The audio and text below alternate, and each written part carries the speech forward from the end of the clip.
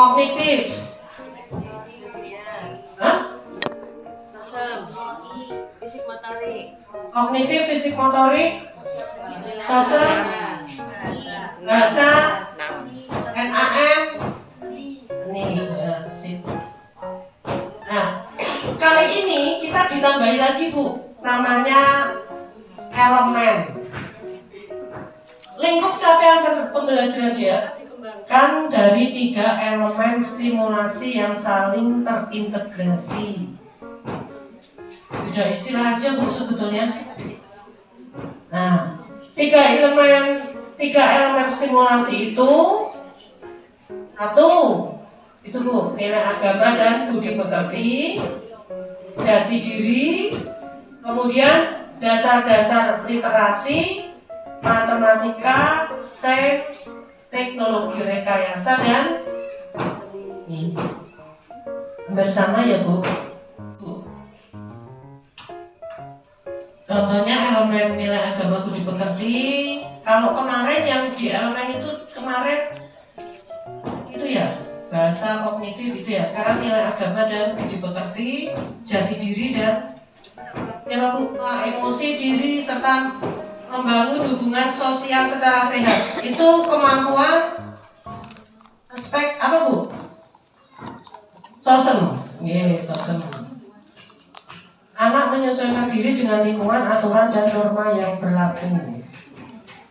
Anak menggunakan fungsi gerak motorik kasar, motorik dan perkembangan dasar-dasar literasi dan STRSM itu apa Bu tadi Bu?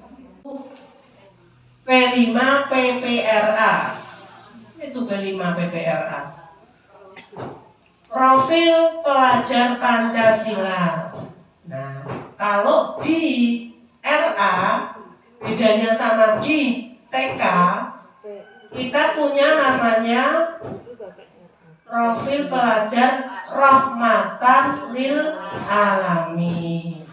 Ada berapa itu? 1 sampai 10. Saya pintar bahasa Arab, saya mau cobain. Aku mau takut salah, boleh mau coba. Pancasila itu meliputi apa saja? Beriman bertakwa, berkebinekaan global, bergotong royong, mandiri, bernalar kritis dan kreatif. Alamin yang tadi. 1. Berkeadaban. Beradab berarti berkeadaban, keteladanan, warganegaraan dan kebangsaan, mengambil jalan tengah, berimbang, lurus dan tegas, kesetaraan, musyawarah, toleransi, dinamis dan inovatif. Nah, itu yang harus kita kembangkan di KMA 347 tahun 2022. Proyek penguatan profil pelajar Pancasila di RA bertujuan untuk pengayaan wawasan dan penanaman karakter sejak dini. Insya Allah kalau di RA sudah. Nah, ini dimensi dan elemennya yang tadi teguh dijabarkan lagi.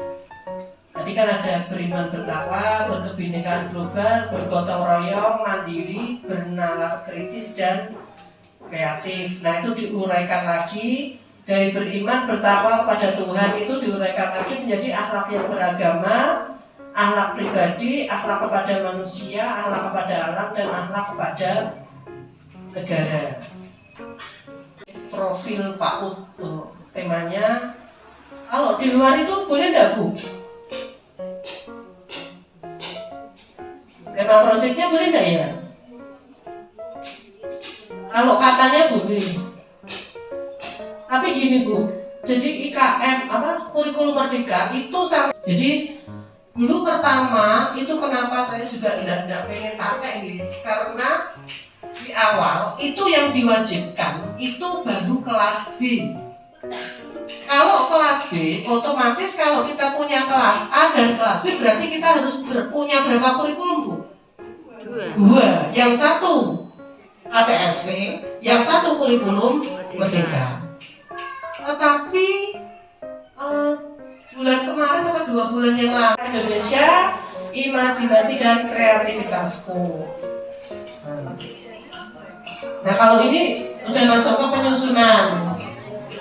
Penyusunan kurikulum operasional.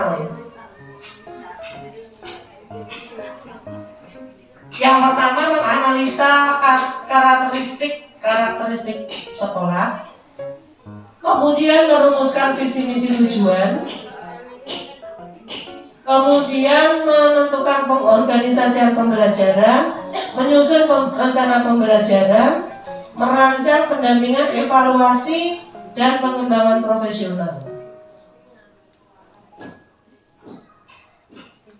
Yang dicapai pada masa yang akan datang. Visi itu sebaiknya tidak lebih dari 20 kata. Visi itu harus memiliki unsur yang realistik, singkat, visioner, antisipatif, dan terukur. Contohnya, terwujudnya generasi muslim yang bertakwa, berakhlak mulia, cerdas, terampil, sehat jasmani dan rohani.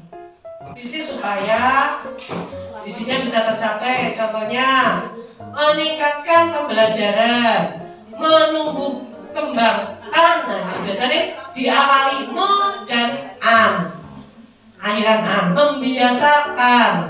Membiasakan, meningkatkan, seperti itu. Nah, mendung jadi selat cepat. Tujuan, nah tujuannya sama, mengenalkan, menyiapkan, seperti itu.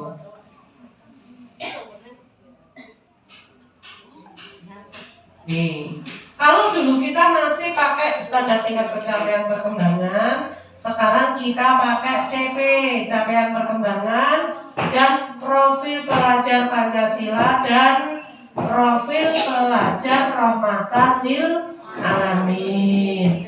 Nah, itu dituangkan dalam 2 kegiatan. Yang satu intrakurikuler, berisi muatan pembelajaran yang memberikan pengalaman yang menyenangkan bagi anak, bukan menyenangkan guru, tapi menyenangkan anak.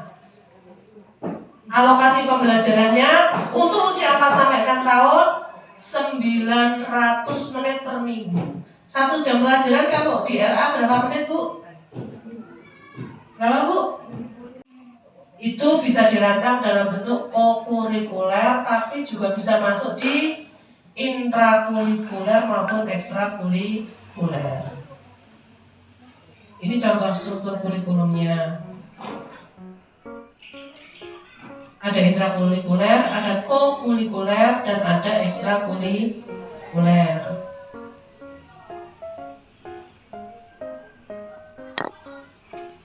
Struktur kurikulum PAUD terdiri dari kegiatan pembelajaran intrakurikuler yang dirancang agar anak mencapai kemampuan yang tertuang dalam CP, capaian perkembangan fase fondasi. Intinya bahwa pembelajaran intrakurikuler adalah bermain yang bermakna sebagai perwujudan merdeka belajar, merdeka bermain. Kegiatan yang dipilih harus memberikan pengalaman yang menyenangkan dan bermakna. Di situ tadi sudah saya share kegiatan yang bermakna tadi di KKG. Kegiatan yang bermakna itu yang seperti apa? Nanti coba kapan-kapan kita baca bareng-bareng lagi. Sedangkan proyek penguatan profil pelajar Pancasila ditujukan untuk memperkuat upaya pencapaian profil pelajar Pancasila yang mengacu pada standar kompetensi lulusan. Penguatan profil pelajar Pancasila dilakukan dalam konteks perayaan tradisi lokal, hari besar nasional, dan hari besar internasional. Pelaksanaan proyek penguatan profil Pancasila menggunakan alokasi yang ada kegiatan selama di PAUD. Nah, ini cilik-cilik. Ini CP, memahami capaian pembelajaran. Kemudian tujuannya apa? Oh, CP ini tujuannya supaya anak kenal dengan nama-nama binatang berkaki 4. Terus menyusun alur. Setelah menyusun alur, kemudian merancang pembelajaran. CP yang mengandung nilai PAI dikembangkan menjadi tujuan pembelajaran yang mengandung ruang lingkup materi PAI, yaitu Al-Quran Hadis, Akidah Akhlak, Ibadah, dan SKI, Sejarah Kebudayaan Islam. Acara pembelajaran ini bisa dituangkan dalam RPP atau dalam bentuk modul ajar. Itu di grup juga sudah tak share modul ajar. Apabila pendidik menggunakan modul ajar, maka ia tidak perlu membuat RPP karena komponen-komponen dalam modul ajar itu sudah meliputi komponen dalam RPP. Mengembangkan modul ajar pada kurikulum. Secara umum modul ajar memiliki 3 komponen, yaitu tujuan pembelajaran, langkah-langkah pembelajaran, dan asesmen. Asesmen itu apa, Bu? Apa, Bu? Generasi muda ini adalah melalui Merdeka Belajar. Nah itu ben aku niki orang bangunku ada 5 kan. Nah, nanti bisa dipelajari lagi. Sudah saya share, ada PDF-nya, ada webnya. Nanti kapan-kapan kalau saya dapat ilmu lagi, nanti kita belajar lagi.